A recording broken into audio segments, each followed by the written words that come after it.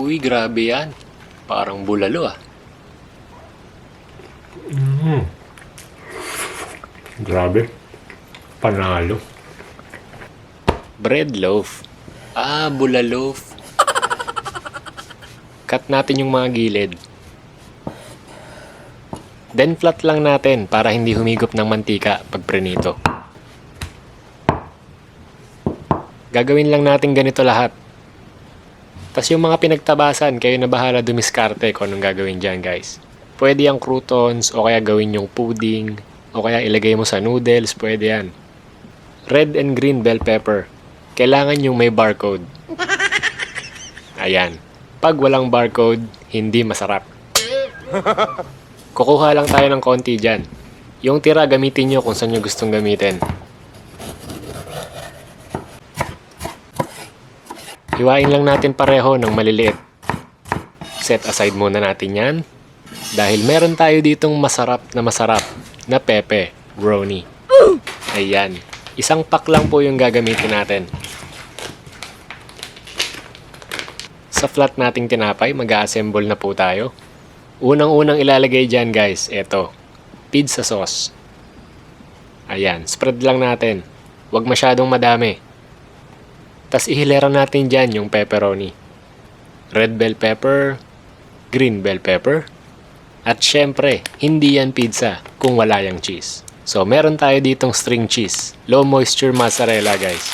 Wala ata nito sa Pinas pero pwede naman kahit yung quick melt na lang.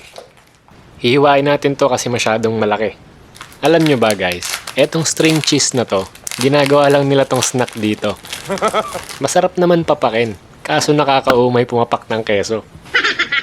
Hindi naman ako daga. Bali hinati ko sa gitna. Tas napansin ko ang taba ng keso. So hinati ko ulit.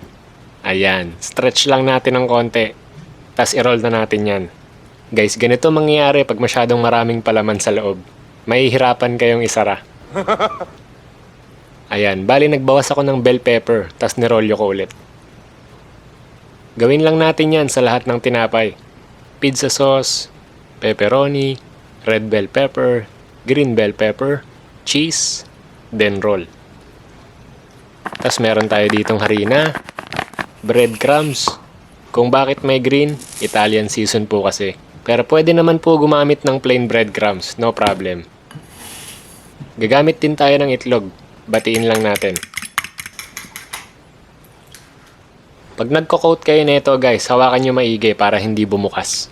Pwede nyo nang skip yung harina, pero mas maganda yung browning pag meron yan. And since pizza flavor tong gagawin natin, naisip kong itry yung Italian seasoned na breadcrumbs. Baka kasi mas masarap. After mag-coat, ganito na itsura nyan. I-freeze lang natin to para hindi agad matunaw yung keso. At the same time, para hindi bumuka yung bread roll pag prinito. Cover lang natin maigi. Freezer reveal, anong meron? Frozen pizza, lumpia wrapper, saka yelo. Freeze lang natin to for at least 2 hours bago natin lutuin. 2 hours later. So eto na siya, matigas-tigas na at ready nang iprito. Deep fry, medium high heat po tayo. Ibabrown lang natin yung labas dahil lahat ng nasa loob niyan, luto na. Pag prinito nyo kasi yan ng mahinang apoy guys, unti-unti yang bubuka. Pag nakikita nyo may naglilik ng keso sa gilid, iahon nyo na yan. Huwag nyo nang hintayin magkalat. Lagay natin dito para humigop ng mantika. Crispy check. Then yung remaining batch natin. So first time kong sinubukan to na guys. Kasi yung ginagawa kong ganito, kadalasan ham, saka hotdog. Kasi yun yung madaling i-roll yun, no? Sinubukan ko tong pizza, baka mas masarap. Yun, tignan natin yung loob. Grabe yung lutong.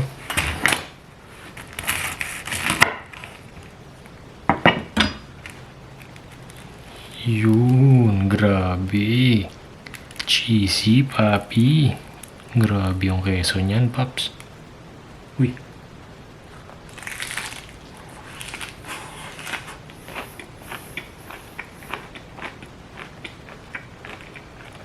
Mainit. So guys, taste-wise, mas masarap to kaysa dun sa ginagawa kong ham dati. No? Meron akong video nun yung may Junel. Kung napanood mo yun, yun. Ang problema lang dito, mas mahirap tong balutin kasi hindi siya puro flat. Yung ham kasi na may cheese, puro siya flat so mas madali siyang irolyo. Pero taste-wise, grabe, solid to. Ibang-iba to. Wow!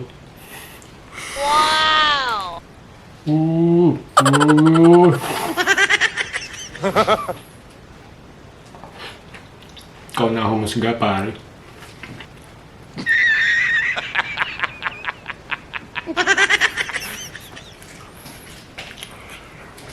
Ganda nun.